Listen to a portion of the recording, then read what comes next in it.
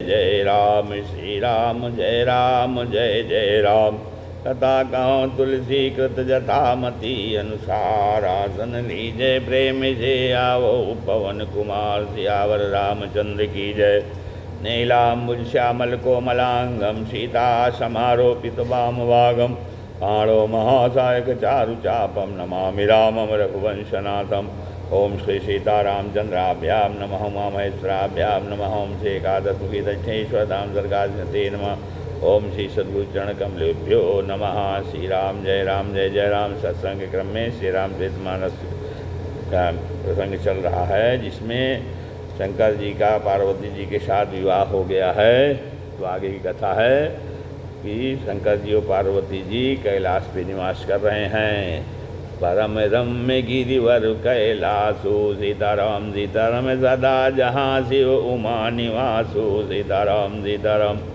परम रम्य कैलाश पर्वत है, जहाँ पर भोलेनाथ और माँ पार्वती सदा सदा निवास किया करती हैं। हाँ, उसी कैलाश पर्वत पर एक बड़ वृक्ष है। श्रुति भगवती कहती हैं कि यह भोलेनाथ का विश्राम बिटप है। शिव विश्राम बिटप श्रुति गाया माँ गाया, शिव विश्राम बिटप श्रुति गाया। तो एक दिन की बात है, भोलेनाथ अत्यंत प्रसन्न प्रशांत मुद्रा में उसी बट वृक्ष के नीचे बैठे हैं। और भोलेनाथ आज बहुत ही सुंदर लग रहे हैं। जटा मुकुट सुर सरित सिर, लोचन नलिन विशाल। अनील कंठ नावन्य निधि, सोह बाल विधुभाल। श्री राम जय जय राम। श्री राम जय जय राम। बाबा की जटाओं से गंगा की मधुर मधुर धारा प्रवाहित हो रही है। बड़े बड़े नेत्र हैं। भगवान के भाल पर द्वितीया का चंद्रमा शोभा पा रहा है। ऐसा लग रहा है जैसे मूर्तिमंत शांत रस्सी शरीर धारण करके बैठा हो। अब बैठे सोह काम रूप कैसे, धने शरीर शांत रसु जैसे। तो पार्वती मैया को लगा बड़ा अच्छा अवसर है राम कथा पूछने का। पार्वती मैया तुरंत भोलेनाथ के पास आईं। गोस्वामी तुलसीदास जी लिखते हैं, कथा जो सकल लोक हितकारी।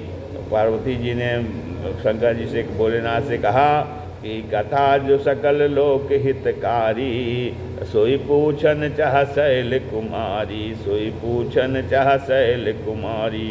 कहते हैं जो कथा सारे लोगों का हित करने वाली है, वह आज शैलजा वही कथा भोलेनाथ से पूछना चाह रही हैं। तो गोस्वामी तुलसीदास जी कहते हैं कि पार्वती मैया को शैलजा नाम से संबोधित किया गया है। मानो भाव यह है कि शैलजा नाम गंगा मैया का भी है। जिस प्रकार गंगा मैया ने शैल से प्रकट होकर पूरी धरती को पावन कर दिया, उसी प्रकार आज शैलजा अर्थात पार्वती के माध्यम से कथा गंगा प्रकट हो रही हैं। वह पूरे ब्रह्मांड को पावन कर देंगी। पार्वती मैया भोलेनाथ को प्रणाम करके कहती हैं, अरे विश्वनाथ मम नाथ पुरारी। सीताराम सीताराम त्रिभुवन महिमा विदित तुम्हारी। सीताराम सीताराम। हे विश्वनाथ। जब विश्वनाथ कहने से संतुष्ट नहीं मिली तो पार्वती मैया ने आगे कहा, मम नाथ, आप मेरे भी नाथ हैं। विश्वनाथ मम नाथ पुरारी, त्रिभुवन महिमा विदित तुम्हारी। तो आपकी महिमा तीनों लोकों में विख्यात है। चर अचर नर नाग और देवता आपके चरण कमलों की सेवा करते हैं। हाँ, अरे प्रभु समरथ सर्वज्ञ शिव, सकल कला गुण धाम। सीताराम सीताराम। जोग ज्ञान वैराग्य विनिधि, प्रणत कल्प तरुनाम। प्रभु समरथ सर्वज्ञ शिव, सकल कला गुण धाम। जोग ज्ञान वैराग्य निधि, प्रणत कल्प तरुनाम। श्री राम जय जय राम। श्री राम जय जय राम। हे प्रभु, आप सर्वज्ञ हैं, आप समर्थ हैं, समस्त कला एवं गुणों के निधान हैं। और सबसे बड़ी बात, प्रणत कल्प तरु नाम। आप हम जैसे प्रणत जनों के लिए कल्प तरु के समान हैं। हे स्वामी, मैं जानना चाहता हूँ कि राम कौन है। मुझे अब पहले जैसा मोह नहीं है, अब तो राम कथा पर रुचि है। मैं जानना चाहती हूँ कि क्या दशरथ नंदन राम ही परब्रह्म राम हैं या परब्रह्म राम कोई और हैं। और हे दशरथ नंदन राम कोई और हैं, और अगर राम जी निपतने हैं तो ब्रह्म कैसे। जो न जो निपतने न ब्रह्म किमी, नारी बिरह मति भोरी। सीताराम सीताराम देख चरित महिमा सुनत, भ्रमति बुद्धि अति मोर। सीताराम सीताराम श्री राम जय राम जय जय राम, श्री राम जय राम जय जय राम। तो कहते हैं महाराज मेरी बुद्धि भ्रमित हो रही है। पार्वती जी कह रहे हैं सब भोलेनाथ से कि कृपा करके यह बताइए कि यदि दशरथ नंदन राम ही परम ब्रह्म राम हैं तो उनका अवतार कैसे होता है। सुनि प्रभु कहाऊ राम अवतारा, पुनि प्रभु कहाऊ राम अवतारा।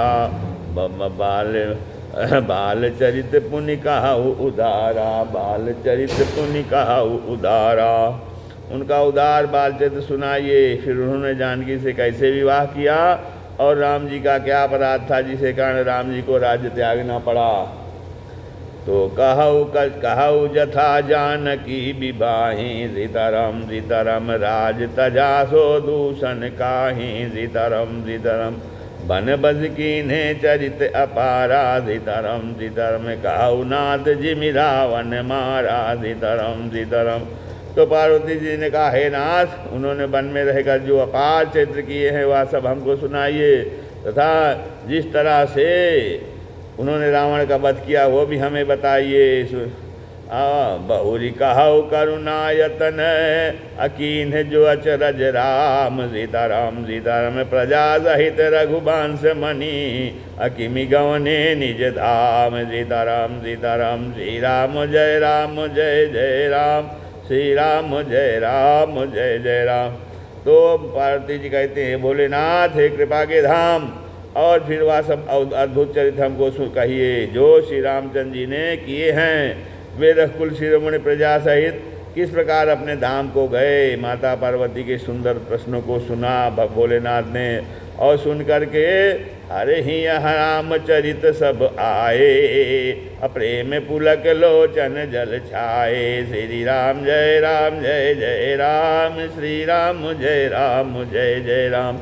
हरे ही राम चरित सब आए, प्रेम पुलक लोचन जल छाए। तो महादेव पार्वती जी की बात सुन करके, प्रश्न सुन करके महादेव जी के हृदय में सारा रामचरित्र आ गया, और प्रेम के मारे उनका शरीर पुलकित हो गया, नेत्रों में जल भर आया, प्रेम पुलक लोचन जल छाए, और श्री रघुनाथ जी का रूप उनके हृदय में आ गया, जिससे शिव जी ने अपार सुख पाया। मगन ध्यान रस दंड जुगो, पुनि मन बाहिर कीन। सीताराम सीताराम रघुपति चरित महेश तब, हर्षित बरन लीन। सीताराम सीताराम श्री राम जय जय राम, श्री राम जय जय राम। तो भोले बाबा 2 घड़ी आनंद में डूबे रहे। 2 घड़ी कितना था, 43 मिनट। मानो भगवान शिव हम सबको यह शिक्षा देना चाहते हैं कि एक कथावाचक को कथा करने के पूर्व कम से कम 48 मिनट भगवान का ध्यान करना चाहिए। फिर उन्होंने अपने मन को बाहर खींचा, वह प्रसन्न होकर रघुनाथ जी के चरित्र का वर्णन करने लगे।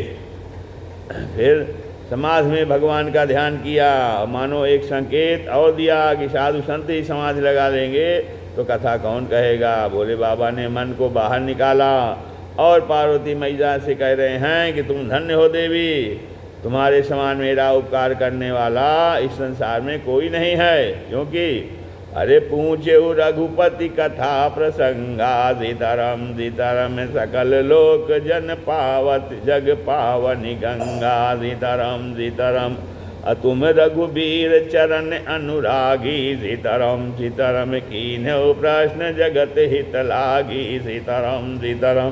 तो कहा जो तुमने राम जी की कथा विषयक प्रश्न किया है तो धन्य धन्य हो हे गिरिराज कुमारी, तुम धन्य हो।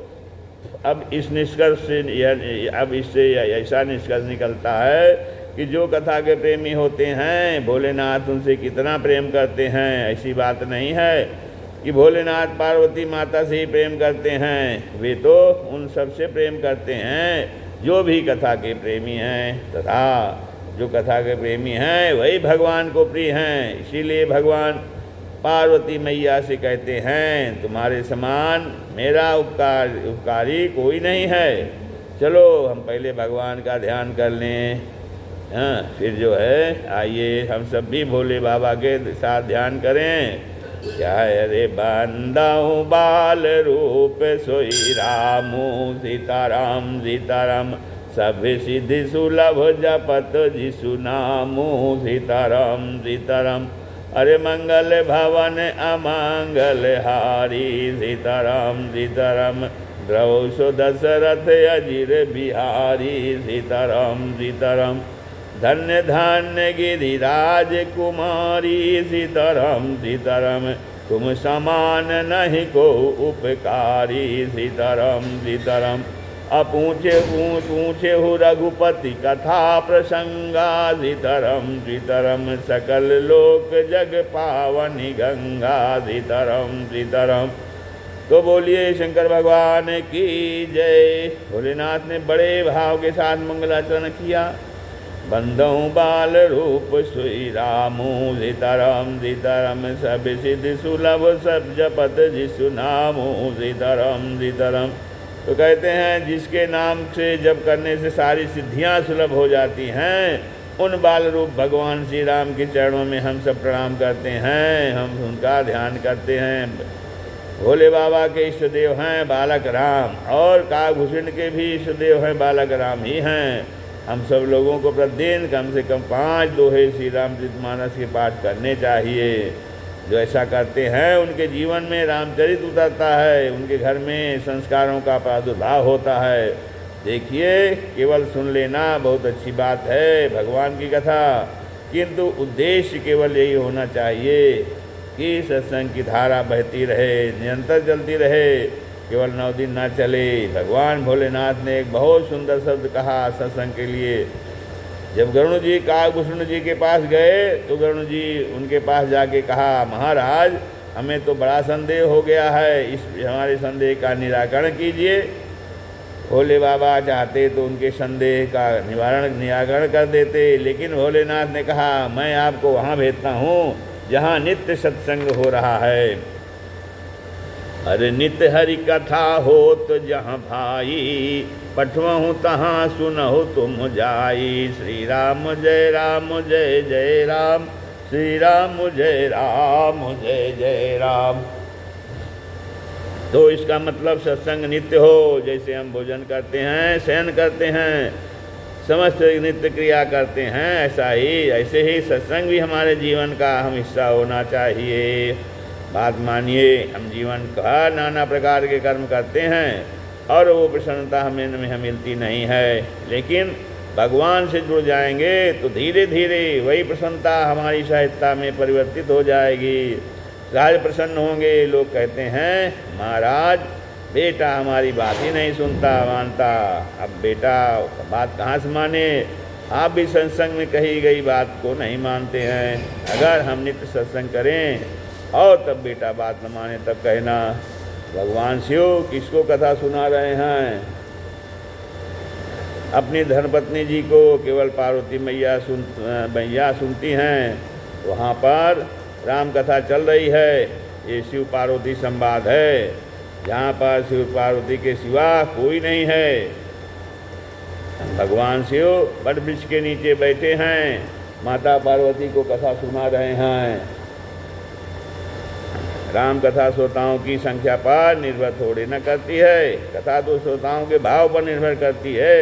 इसलिए कोई न कोई मिले, इसलिए कोई ना मिले तो अपने पददेव से ही प्रार्थना करें। महाराज रामायण लो, आधे घंटा थोड़ा सत्संग सुनाओ, तब देखिए जीवन का आनंद।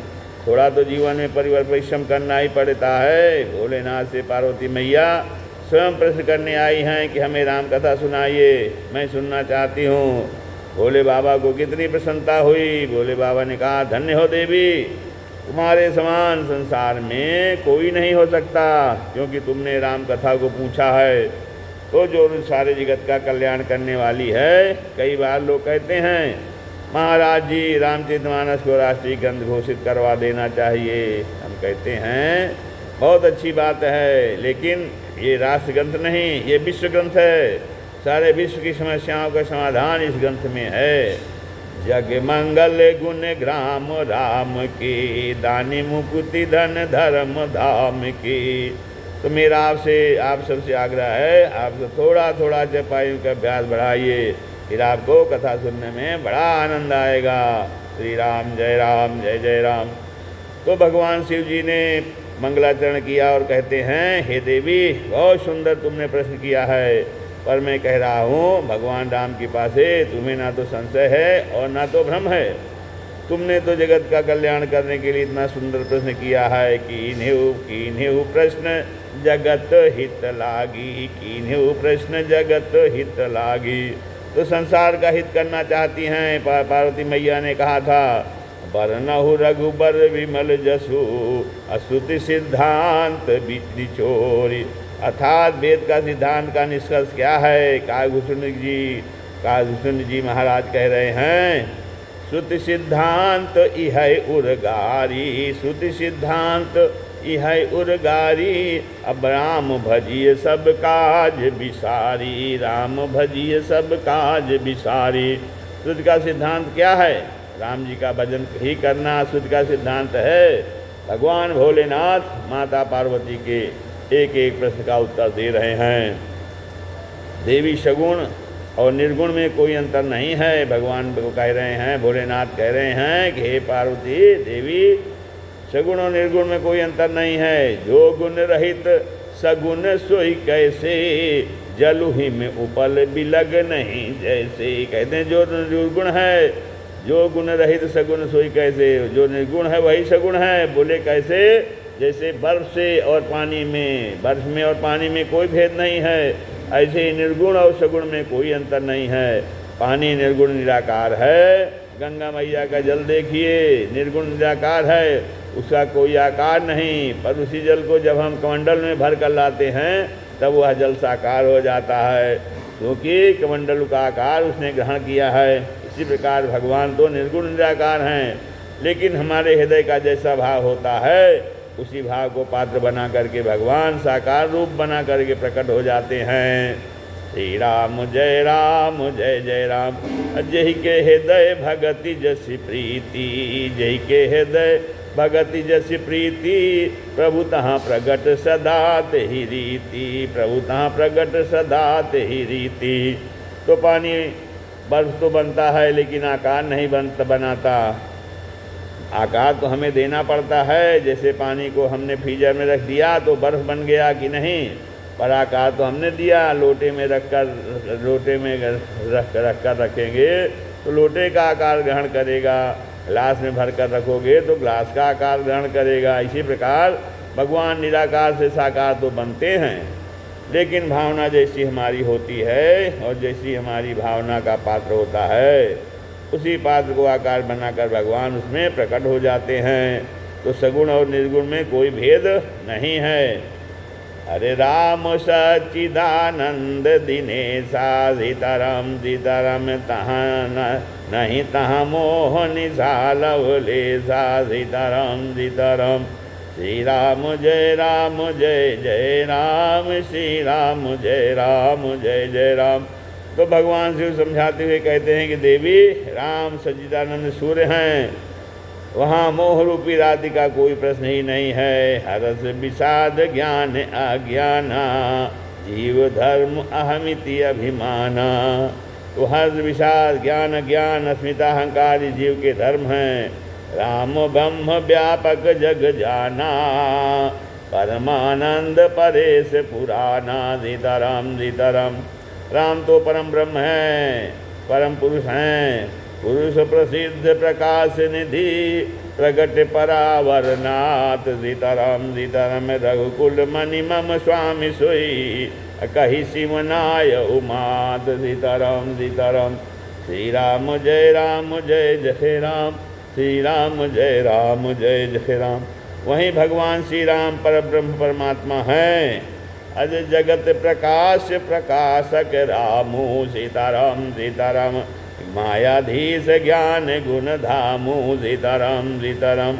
अजासु सत्यता ते जड़ माया सीतरम सीतरम भास सत्य मोह सहाया सीतरम सीतरम।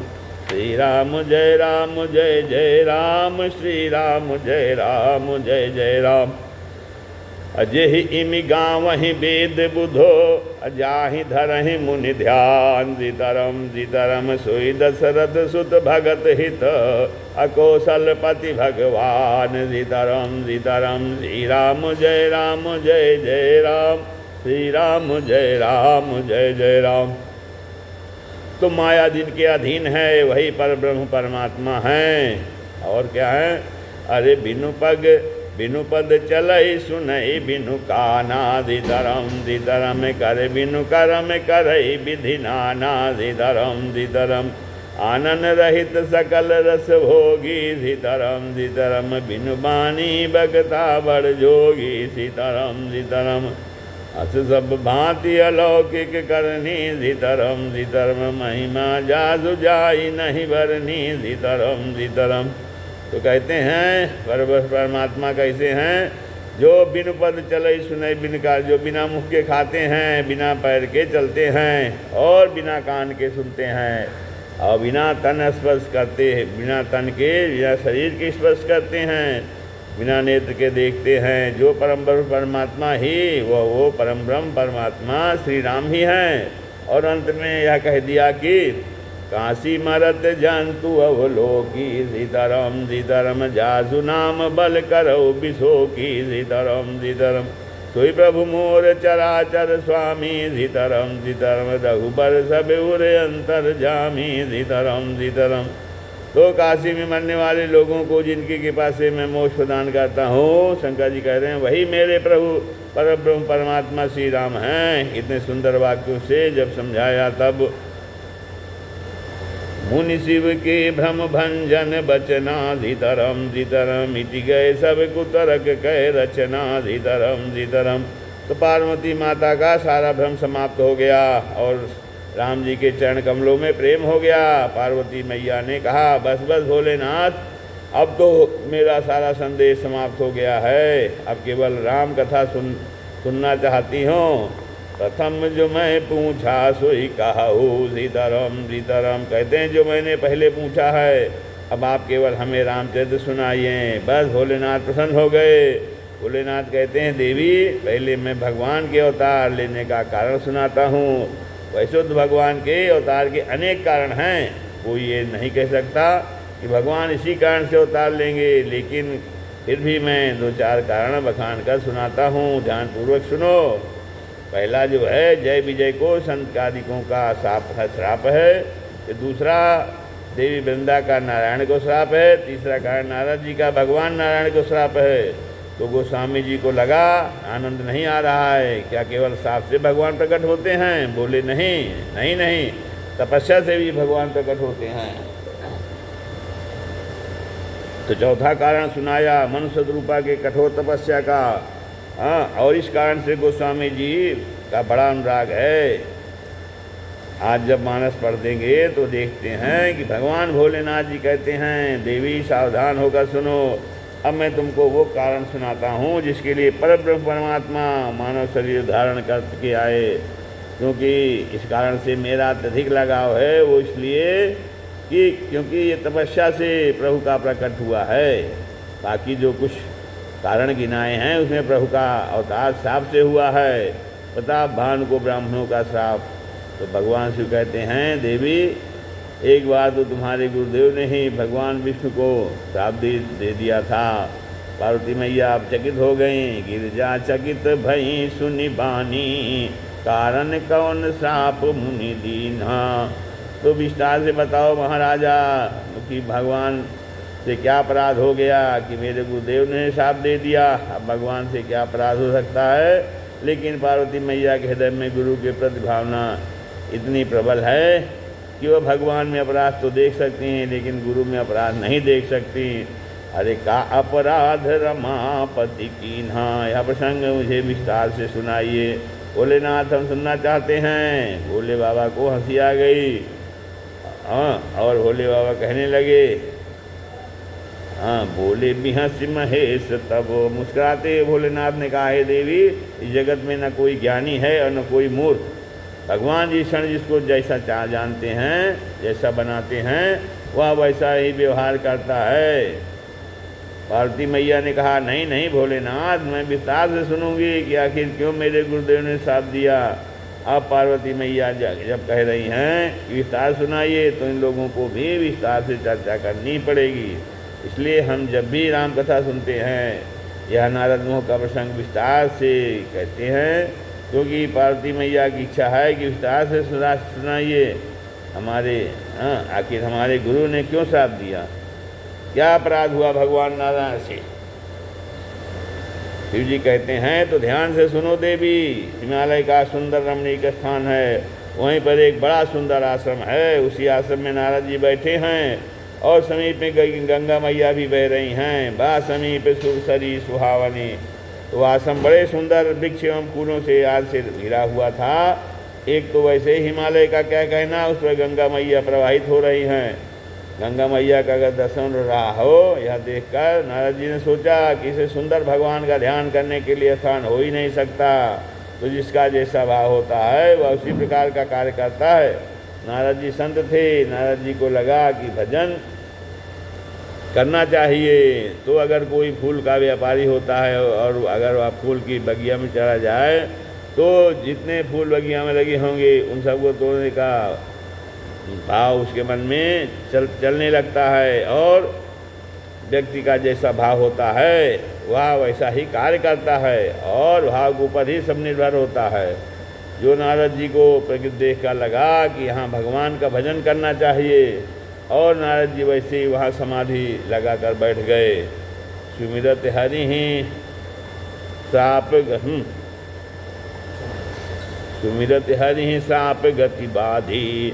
जैसे भगवान का ध्यान लगा तो समय की गति अवरुद्ध हो गई। नारद जी को श्राप मिला था कि आप 2 घड़ी से ज़्यादा देर कहीं नहीं रुक नहीं सकते, लेकिन जैसे ही नारद जी ने भगवान का ध्यान लगाया, श्राप की गति रुक गई। उसका कारण यह था कि जब हम भगवान का ध्यान करते हैं या स्मरण करते हैं, जो जितनी देर हम भगवान का ध्यान करते हैं उतनी देर कालचक्र रुक जाता है। जीव का जब ब्रह्म से तादात्म्य हो जाता है तो घड़ी की सुई भी चलना बंद हो जाती है। नारद जी ध्यान में भगवान का दर्शन कर रहे थे, इसलिए काल की गति अवरुद्ध हो गई। और जब काल की गति अवरुद्ध हो गई तो 2 घड़ी बीतेगी ही क्यों, और जब जो 2 घड़ी बीतेगी ही नहीं तो श्राप का प्रभाव नहीं पड़ेगा। अब जब देवराज इंद्र को पता लगा कि नारद जी समाधि लगा के बैठे हैं, तो देवराज इंद्र को लगा कि कहीं नारद जी ईश्वर का सिंहासन प्राप्त करने के लिए तो तपस्या नहीं कर रहे हैं। इंद्र ने कामदेव को भेजा और कहा, काम की जाओ, उनकी समाधि भंग करो। कामदेव नारद जी के पास आया और अपनी सारी कलाएँ करके हार गया, लेकिन फिर भी जब वह नारद जी की समाधि भंग नहीं कर पाया तो उनके चरणों में आकर के गिराने लगा, महाराज मैं आपकी शरण में हूँ, महाराज क्षमा करें। नारद जी के नेत्र खुल गए। नारद जी ने देखा कि सामने कामदेव गिरा रहा है, तो नारद जी के मन में रोष नहीं हुआ।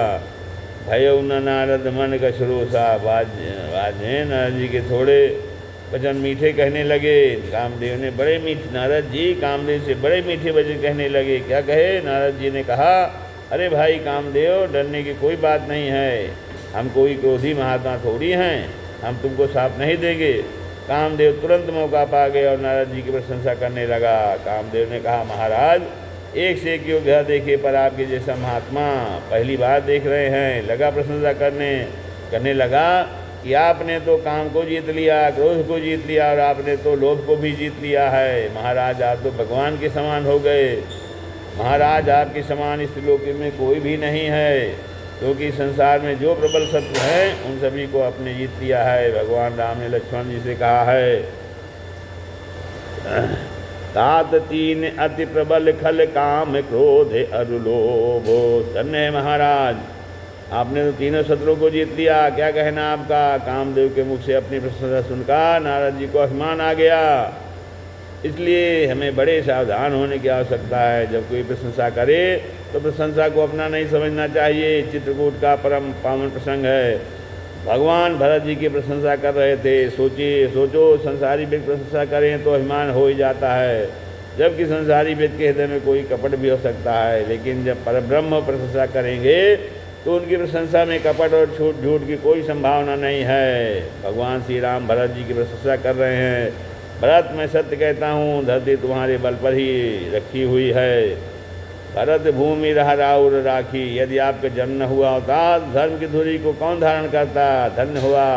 भरत जी मुख नीचे किए, हाथ जोड़े खड़े हैं। भगवान राम ने कहा, मैं इतनी देर से प्रशंसा कर रहा हूँ पर तुम कुछ बोल भी नहीं रहे हो। भरत जी ने सोचा कि इनकी प्रशंसा से मैं कैसे बचूं। भगवान राम ने कहा, क्या तुमको मेरी बात पर विश्वास नहीं है। भरत जी ने कहा, नहीं नहीं, आप झूठ थोड़ी बोल रखते हैं, आप तो जो कह रहे हैं वह सत्य है। लेकिन एक बात बताइए, बंदर को कोई बहुत अच्छा नृत्य सिखाए और बंदर बहुत सुंदर नृत्य करें तो उसमें प्रशंसा उस बंदर की होनी चाहिए या उसे नृत्य सिखाने वाले की होनी चाहिए। दो उदाहरण भरत जी ने दिए। दूसरा उदाहरण यह कह दिया कि तोता अगर राम राम कहे तो प्रशंसा उस तोते की होनी चाहिए कि उससे राम राम कहलाने वाले की होनी चाहिए। भगवान राम ने कहा, प्रशंसा तो सिखाने वाले की होनी चाहिए। तो भरत जी ने कहा कि हो गया फैसला, मैं तो तोता हूँ, मुझे सिखाने वाले आप हैं। सरकार, सब कुछ आपने ही तो दिया है, मुझ में मेरा तो कुछ है ही नहीं। और यह बहुत बड़ी बात है कि आपने जो कुछ दिया सब आपकी कृपा से मिलता है और हमारा कुछ है ही नहीं, तो हम क्यों माने कि हम गुणवान हैं। देखो, गुण जीव का धर्म नहीं है, या तो परमात्मा का धर्म है। भगवान राम की ही कृपा से हमें गुण मिलते हैं। सुंदरकांड का हम लोग पाठ करते हैं, जिसमें कितना पावन प्रसंग है। भगवान ने हनुमान जी को कितनी प्रशंसा की है। भगवान श्री हनुमान जी से कह रहे हैं, हनुमान बेटा मैं तेरे ऋण से कभी उड़ नहीं हो सकता, सुर तो ही ऋण में नहीं। हे पुत्र, मैं विचार करके कहता हूँ, तूने बहुत बड़ा उपकार किया है, मैं तेरे ऋण से कभी उड़ नहीं हो सकता। हनुमान जी बहुत प्रभु कृपा प्रशंसा को सुनकर भगवान की एकटक निहारने लगते हैं, तो भगवान को एकटक निहारने लगते हैं। सुनि प्रभु बचन बिलो के मुखो। तो हनुमान जी का शरीर रोमांचित हो गया और नेत्रों से प्रेमास्त्र बहने लगे और दौड़ करके भगवान श्री राम के चरणों को कसकर पकड़ लिया और कहने लगे, त्राहि माम, हे प्रभु मेरी रक्षा करो। चरण पर प्रेमाकुल त्राहि त्राहि भगवंत। श्री राम जय जय राम, श्री राम जय। कथा विसर्जन होते हैं, सुनो वीर हनुमान, राम लखन सीता सहित सदा करो कल्याण। सियावर रामचंद्र